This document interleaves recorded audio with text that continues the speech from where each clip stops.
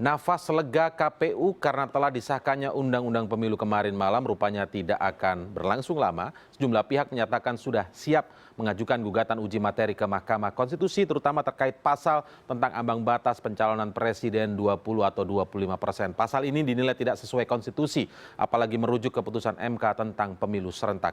Kami akan tanya langsung malam ini ke salah satu pihak yang kemungkinan akan menggugat ke MK terkait dengan pasal ini, Fadli Ramadhanil, peneliti dari Perludem. Selamat malam, Mas Fadli. Malam, Mas Indra. Baik, Mas Fadli, ini kemarin Anda memantau seharian ya ini ya, sampai selesai nih? Iya, sampai jam 1 malam kemarin kita. Dinamikanya bagaimana? Bisa Anda ceritakan sedikit kemarin tuh, dinamikanya seperti apa? Memang kengototan untuk ada presidensial threshold ini sangat kencang ya, sangat-sangat terlihat jelas ya bagi Anda di sana. Perdebatan yang terjadi sebetulnya di Pansus ya, ketika ini dibahas masih di level Pansus, ketika mengambil keputusan di tingkat pertama itu memang masih terjadi kemarin di rapat paripurna. Nah, ketika pimpinan DPR membuka rapat dan kemudian diberikan kesempatan kepada masing-masing fraksi untuk memberikan pandangan lagi, polarisasinya masih sangat terlihat jelas sekali bahwa ada sebagian kelompok yang sangat ngotot sekali agar ambang batas pencalonan presiden masih diberlakukan di pemilu serentak 2019, yang itu juga diamini oleh pemerintah, dan kemudian ada kelompok partai politik atau fraksi di DPR yang menginginkan tidak perlu lagi ada ambang batas karena itu tidak relevan dengan konsepsi pemilu serentak. Nah, itu berlangsung sangat lama sehingga pada pukul 14.00 itu rapat diskors sampai baru dimulai lagi itu sekitar pukul 9 malam ya. 9 ya? Iya. Itu di antara itu mereka lobby-lobby yang tidak kunjung selesai ya? Tidak kunjung selesai, berkepanjangan, baru dibuka lagi itu sekitar pukul 9 malam lebih lah. Nah, sempat akan dilakukan voting, ada 2 voting sebetulnya Mas Indra, ini agak konyol juga menurut saya. Pertama akan di voting apakah keputusan untuk mengambil pemilihan paket A dan paket B itu dilakukan malam kemarin itu atau dilanjutkan ke rapat hari Senin besok. Nah, kemudian baru kalau disepakati malam kemarin, maka baru dilanjutkan memilih opsi A atau opsi B. Nah, jadi masih membahas mekanisme dulu, voting untuk membahas mekanismenya. Jadi agak konyol juga menurut kita untuk kapan mau diambil keputusannya pun masih akan di voting. Gitu. Padahal kan kemudian forum paripurna kemarin itu kan sudah dibuat untuk mengambil keputusan.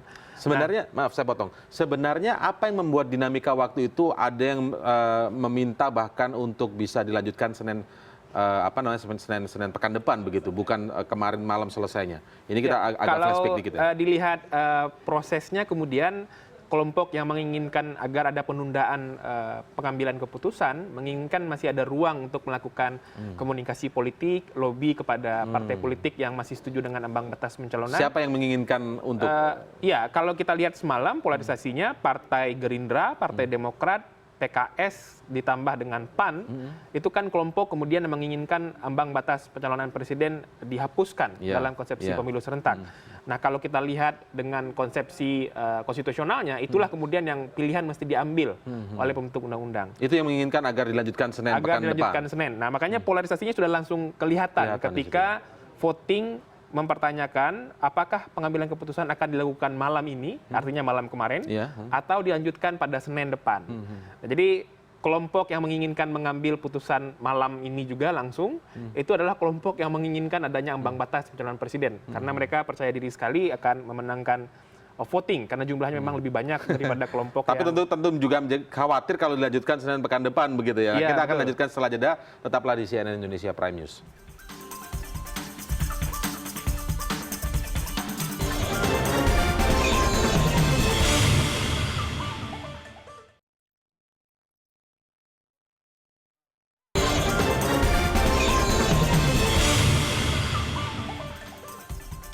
Ya, jadi apakah kemudian nanti kemungkinan uji materi yang akan diajukan oleh sejumlah pihak terkait undang-undang pemilu ini ke MK maka bisa akan membuat kendala tersendiri bagi KPU. Tadi KPU memang sempat menjelaskan, tapi saya ingin flashback lagi sedikit. Ketika kemarin itu kemudian sudah terlihat polarisasinya begitu ya. Apakah memang ada kekhawatiran bahwa fraksi-fraksi yang tadinya mendukung presidensial threshold 20-25% itu sempat akan sempat akan berbalik badan, sehingga ada kekhawatiran jangan sampai pekan depan gitu. Iya, kekhawatiran itu dari informasi-informasi yang beredar dan kemudian juga dari model komunikasi politik yang terjadi selama ini, dan juga kita belajar dari proses pengambilan keputusan di level pansus ya, itu memang sangat cepat sekali. Nah makanya kalau memang pengambilan keputusan akan ditunda ke hari Senin misalnya, tentu potensi perubahan sikap dari fraksi-fraksi yang ada di DPR ini tentu sangat besar kemungkinannya. Nah makanya beberapa kelompok partai politik yang sangat getol agar ambang batas pencalonan presiden masih diberlakukan di pemilu serentak, bersikeras agar pengambilan keputusan dilanjutkan malam itu juga, agar kemudian bisa cepat selesai dan soliditas sikap fraksinya tidak diubah-ubah lagi. Karena kemarin salah satu sidang paripurna menurut kami yang sangat banyak sekali dari anggota dewannya, hampir 90% dihadiri, karena mereka tahu akan dilaksanakan voting paripurna. Pengerahan pasukan. Selama ini yang kami tahu belum pernah yang sebanyak itu. Nah makanya kemudian kelompok ini bersikeras akan melanjutkan voting malam itu juga, sementara kelompok yang lain ingin menunda Senin agar kemudian kemungkinan masih ada pergeseran sikap terkait dengan ambang batas pencalonan presiden. Apakah Anda mendengar ketika kemarin itu jika memang yang akan disepakati adalah tanpa ambang batas begitu ya dalam hal pencalonan presiden, maka akan ada upaya dari pemerintah untuk menarik diri dari pembahasan ini. Apakah itu sempat beredar begitu di ruang paripurna? Beredar di ruang paripurna tidak.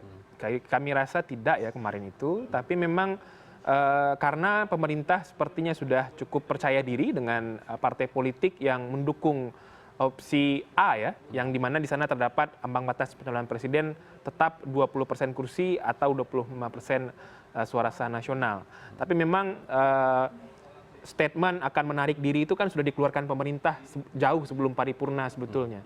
Dan menurut kami ini juga kemudian yang membuat soliditas dari partai politik pendukung pemerintah ini menjadi menguat, karena kan ditambah juga dengan hembusan isu yang lain kan, tarik-menarik kepentingan dan lain sebagainya, agar kemungkinan sikap dari partai politik pendukung pemerintah untuk isu-isu krusial di dalam undang-undang pemilu ini menjadi sangat solid.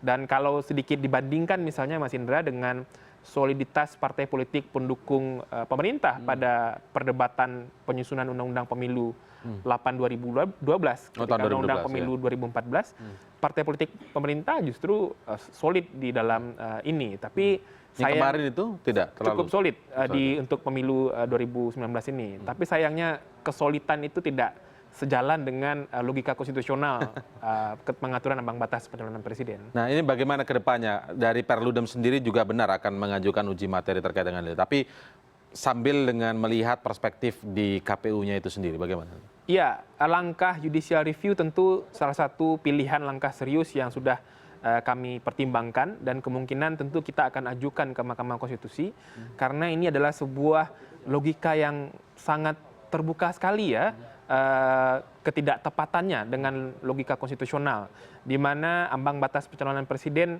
masih dipaksakan untuk berlaku dalam konsep pemilu serentak 2019. Ini sebenarnya pasal yang nggak rumit sebenarnya ya, tapi sudah sangat terbuka dan jelas sekali. Kita sering menyampaikan bahwa dari 5 isu krusial itu seharusnya isu ambang batas pencalonan presiden ini isu yang paling ringan untuk tidak perlu diperdebatkan. Harusnya paling ringan menurut Anda? Menurut kami paling ringan, karena sudah jelas sekali di pasal 6A ayat 2 itu, yang berhak mengajukan pasangan calon presiden adalah setiap partai politik yang sudah ditetapkan menjadi peserta pemilu. Tidak perlu lagi ada perdebatan kemudian menafsirkan hal yang lain-lain agar ambang batas ini masih tetap diberlakukan untuk penguatan sistem presidensial dan lain sebagainya. Itu kan menarik lagi ke langkah mundur ke belakang, memberlakukan ambang batas dengan pemilu yang tidak serentak. Nah, sedangkan memberlakukan ambang batas di konsepsi pemilu serentak menurut kami sangat vulgar. Bertabrakannya dengan pasal 6A tadi seperti apa ketika yang ada 20-25% ini, bertabrakannya letak detailnya seperti apa? Mungkin masyarakat yang awam bisa mendapatkan secara sederhana, pemberlakuan ambang batas pencalonan presiden dengan konstruksi undang-undang yang sudah disepakati semalam, artinya yang bisa mengajukan pasangan calon presiden adalah partai politik yang sudah memiliki suara dari hasil pemilu 2014. Itu satu. Karena dia mengambil di 2014 Karena dia mengambil hasil itu pemilu 2014. di apa pasalnya ada juga itu Ada, ya? sudah disebutkan hasil pemilu 2014. Nah, Oke. itu kuncinya yang pertama. Yang kedua, Pemilu lalu berarti ya? 2019 itu kan nanti akan banyak partai politik yang mendaftar menjadi peserta pemilu. Dan termasuk juga ada partai politik baru yang pada pemilu 2014 yang lalu itu belum menjadi peserta pemilu bahkan. Bunyi 6A sendiri itu seperti apa, Mas? Nah, pasal 6A ayat 2 itu mengatakan pasangan calon presiden dan wakil presiden diajukan oleh partai politik atau gabungan partai politik Atau gabungannya? peserta pemilihan umum sebelum pelaksanaan pemilihan umum. Nah, ini kan gampang sekali memahami pasal ini. Tidak perlu lagi ada pemaknaan ulang, penafsiran ulang. Jadi satu partai politik pun berhak ya, karena itu Berhak. atau ya, bukan Ya. dan ya. Pertanyaan statement sederhananya adalah siapa kemudian yang bisa mengajukan pasangan calon presiden? Ya. Yang bisa mengajukan pasangan calon presiden adalah partai politik yang sudah menjadi peserta pemilu. Oke. Jadi kalau nanti misalnya ada partai politik baru yang belum punya hasil pemilu 2014, dia akan otomatis kehilangan haknya yang dijamin oleh pasal 6A ayat 2 ini. Kenapa otomatis kehilangan hak? Karena dia belum punya suara hasil pemilu 2014. Oke. Itulah kemudian yang jadi prasyarat untuk bisa mengajukan pasangan calon presiden. Ketika mereka Menurut tidak bisa, undang-undang yang berlaku. ketika mereka tidak bisa mengajukan karena terganjal 20-25% dan tidak punya suara di 2014, namanya juga partai baru, Ya. maka itu melanggar asas pemilu menurut Anda? Pastinya Tidak adil? melanggar asas pemilu. Salah satu azas pemilu yang paling penting itu ada namanya electoral justice, keadilan pemilu. Apa itu keadilan pemilu? Setiap stakeholder atau peserta pemilu itu diberikan hak yang sama dalam setiap tahapan pemilu. Nah, salah satu hak yang sama itu adalah hak untuk mencalonkan atau kandidasi right. Nah, hak untuk mengajukan pasangan calon presiden itu adalah salah satu hak dari peserta pemilu, dalam hal ini partai politik. Ketika ada kesempatan yang tidak sama, posisi yang tidak sama antara partai politik yang satu dengan partai politik yang lain, itu merupakan sebuah ketidakadilan yang sangat terbuka sekali menurut saya. Katakanlah itu kemudian kita kesampingkan dulu soal uji materinya, tapi kemudian katakanlah ini berjalan, digunakan untuk 2019, hasil pemilunya menurut Anda juga bisa inkonstitusional, terutama terkait pemilihan presidennya? Ya, kalau kemudian itu tidak dinyatakan inkonstitusional dalam artian oleh MK ya. pasal yang mengambil ambang batas itu tidak dibatalkan MK. Misalnya begitu ya, ini misalnya ya. Ya, misalnya tentu saja pemilunya Tetap sulit sah. juga kita mengatakan inkonstitusional. Karena memang salah satu asas pemilu itu kan kepastian hukum. Ketika ketentuan ambang batas pencalonan presiden ini berlaku secara norma hukum dan kemudian itu dipakai dan mendapatkan hasil pemilu secara kepastian hukum kan tidak bisa dipersoalkan juga. Tapi nalar publik akan sangat tercederai dengan pemberlakuan ambang batas pencalonan presiden dalam pemilu serentak, apalagi mengambil rujukannya dengan pemilu 2014. Kalau kita lihat dari argumen-argumen yang dibangun oleh mereka yang setuju dengan ambang batas itu, apa yang Anda tangkap tentang mengambil pemilu sebelumnya 2014 itu tidak masalah? Ya, argumentasi pertama mereka mengatakan ambang batas pencalonan presiden ini tidak pernah dibatalkan MK. Ya, ini MK kemarin disampaikan ya. mengatakan ambang batas pencalonan presiden ini adalah open legal policy-nya para pembentuk undang-undang atau kebijakan hukum terbuka pembentuk undang-undang diserahkan kepada pembentuk undang-undang. Nah, argumentasi yang kedua mereka mengatakan oleh sebab itu masih sah saja kemudian ambang batas pencalonan presiden ini diberlakukan. Dan tujuan lainnya kata mereka adalah untuk memperkuat sistem presidensial. Nah, inilah yang semakin tidak cocok menurut kami argumentasinya. Semakin tidak cocok ya? Kenapa tidak cocok? Pertama, tidak ada hubungannya penguatan sistem presidensial itu dengan ambang batas pencalonan presiden. Apalagi kemudian syarat ambang batas itu diambil dari hasil pemilu 2014. Siapa yang menjamin kemudian fragmentasi politik dari pemilu 2014 itu atau suara pemilu 2014 itu akan linear hasilnya dengan pemilu 2019. Bagaimana kemudian kalau partai politik dari hasil pemilu 2014 itu suaranya merosot tajam di 2019? Kan sangat mungkin itu terjadi. Ya. Artinya tidak kuat juga dukungan kepada presiden tertentu begitu maksud Anda? Apalagi kemudian hasil pemilu 2014 itu kan sudah digunakan untuk pencalonan presiden 2014. Itu secara hukum tidak bisa digunakan. Tidak masuk akal menurut kita ini. Sebetulnya ambang batas pencalonan presiden ini. Karena memang diambil dari hasil pemilu 2014 yang sudah digunakan untuk pemilu presiden 2014, ditambah lagi kemudian hasil pemilu 2014 itu kan didapat dari rangkaian proses yang begitu Baik. panjang. Mulai dari pendaftaran peserta pemilu, pemutakhiran daftar pemilih, ada aktivitas kampanye yang dilakukan. Nah, ini rangkaian yang tidak boleh dipisahkan dari hasil pemilunya. Sedangkan untuk pencalonan presiden, partai politik kan belum melakukan apa-apa untuk kemudian mengajukan pasangan calon presiden. Tiba-tiba hasil pemilu yang sudah selesai digunakan, didapat dari proses yang panjang, akan diambil begitu saja untuk dijadikan prasyarat pencalonan presiden 2019. Padahal ganjil juga untuk partai baru yang mau ikut, kan mereka tidak punya di 2014 begitu ya. Betul, Itu jadi keganjilannya cukup banyak begitu ya. Baik, kita lihat nanti seperti apa jalannya uji materi yang akan diajukan berbagai pihak dan kemungkinan juga Perludem ya akan mengajukan. Kita akan pertimbangkan serius untuk mengajukan ini karena kan sudah banyak kelompok yang mengatakan akan mengajukan judicial review. Kita akan lihat perkembangannya sampai kemudian undang-undang ini kan kita menunggu juga dirapihkan oleh Pansus dengan Timus dan Timsin mereka, kemudian akan diajukan kepada Kemenkumham untuk disahkan dan diundangkan. Oke, baik. Terima kasih Mas Faldi Ramadhanil dari Perludem telah bergabung bersama kami.